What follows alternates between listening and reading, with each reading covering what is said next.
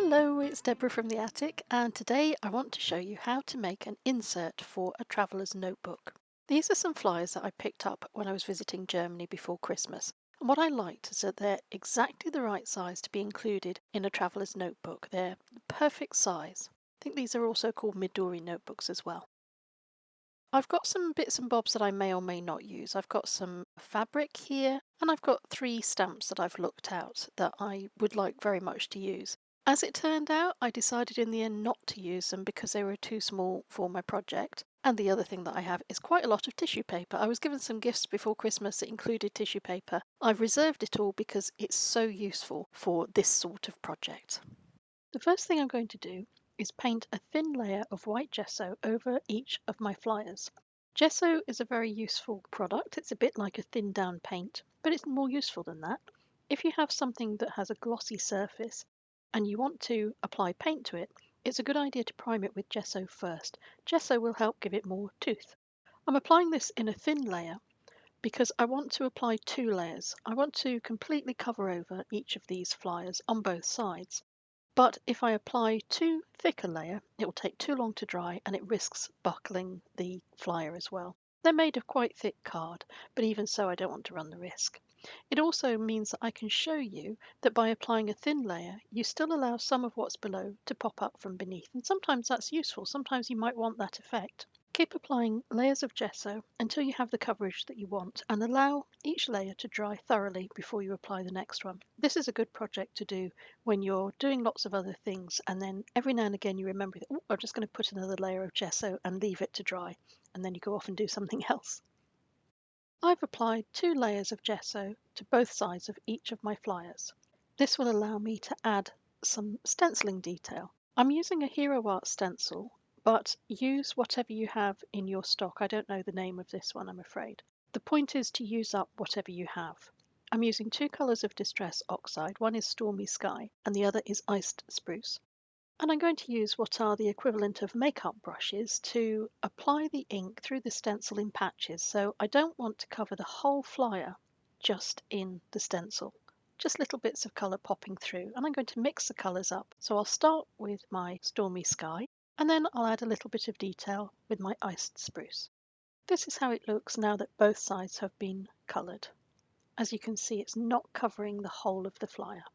Now that all three have been stenciled, I'm going to move on to decorating the tissue paper. You'll need a couple of pieces, roughly the size of the piece that I'm cutting, to make sure that you can cover both sides of three flyers. And make sure once you've cut this free and you're ready to ink it up, that you protect your desk below. Next, choose some stamps. Now these are the three stamps that I won't be able to use sadly because they won't give me enough coverage. So I'm going to use instead a lettering stamp. This is from Impression Obsession and it only has a number, not a name. And this is a Bow Bunny stamp.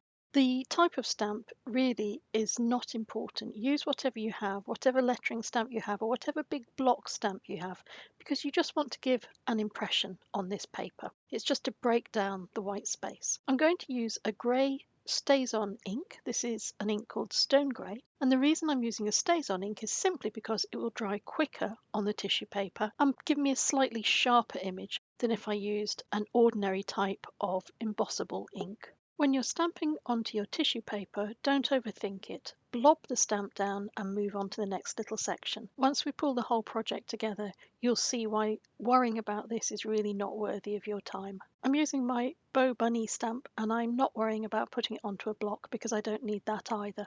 I can pick up sections of this long stamp and decide how much of it I want. You'll need a couple of sheets about this size to cover all of the flyers. Alternatively, if you have a nice patterned napkin, you could use that instead. I've got one of my flyers and now I'm going to just rip off pieces from my tissue paper and I'm going to stick them down onto my flyer. If there are any bits of the flyer from below popping through your gesso and your stenciling that you don't want, then you can use your tissue paper and position it over any areas that might be a visual distraction. I've got a couple of pieces of tissue paper ripped and ready, and now I'm selecting an oral swab to use for applying some glue. Oral swabs are really helpful. The stem of this one is paper, the top is foam. The only bit that would be thrown away would be the foam bit, the rest can be recycled. And it's very useful if you're using Mod Podge. This is a matte Mod Podge because it means that you don't have to worry about remembering to wash out brushes. And I've wasted so many brushes by not washing them out in time or forgetting or just being a lazy crafter.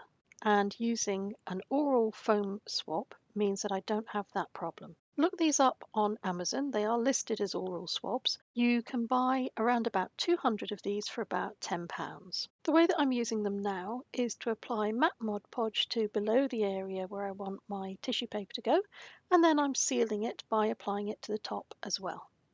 And I'm going to do this on both sides of all three of my flyers. Then I'm going to put them aside to dry. And while they're drying, I'm going to get some plain photocopier paper. I'm going to get my same stencil again. I'm going to use some papers underneath to protect the surface of my desk.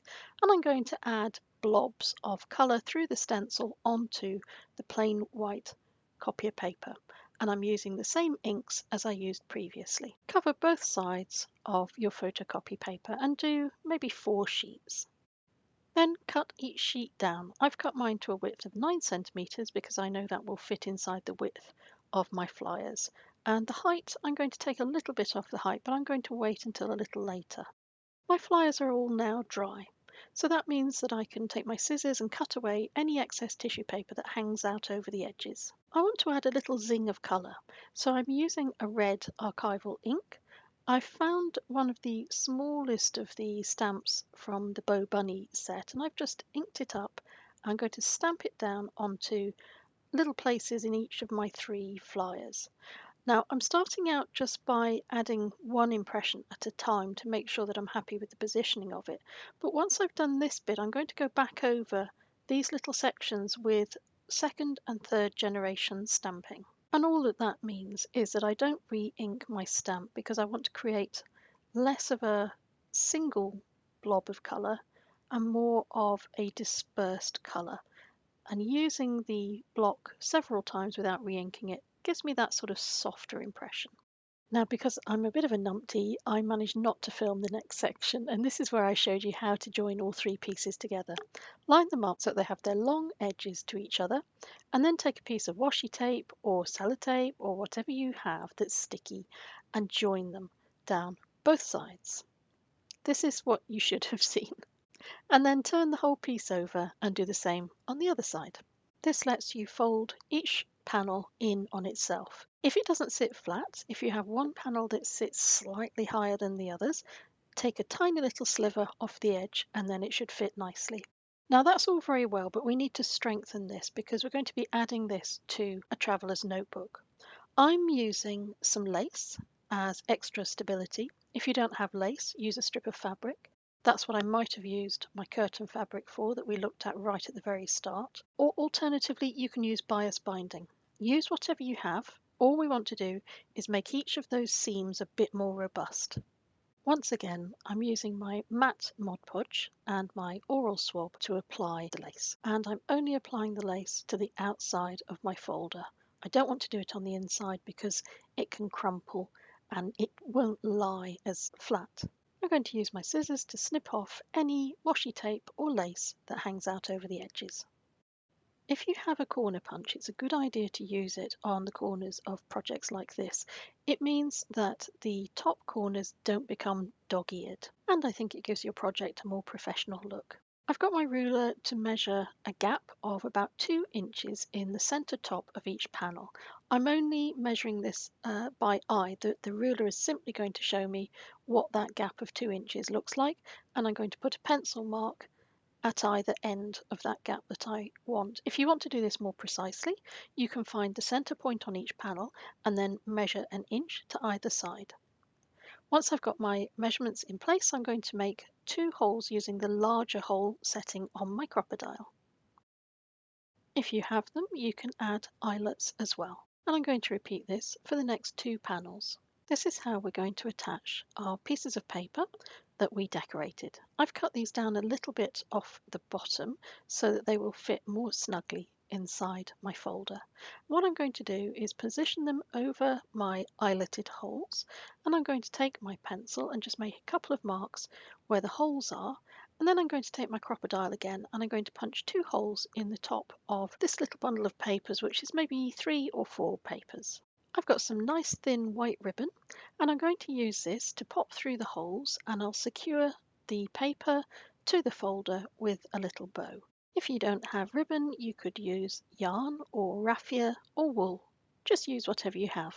The idea of doing it this way is that as you use the papers, maybe you write on them or make notes on them. If you decide to discard them, or if you decide that you want to add more papers, tying it like this with a bow means that you can replace the paper. Just don't look too closely at my bow tying skills.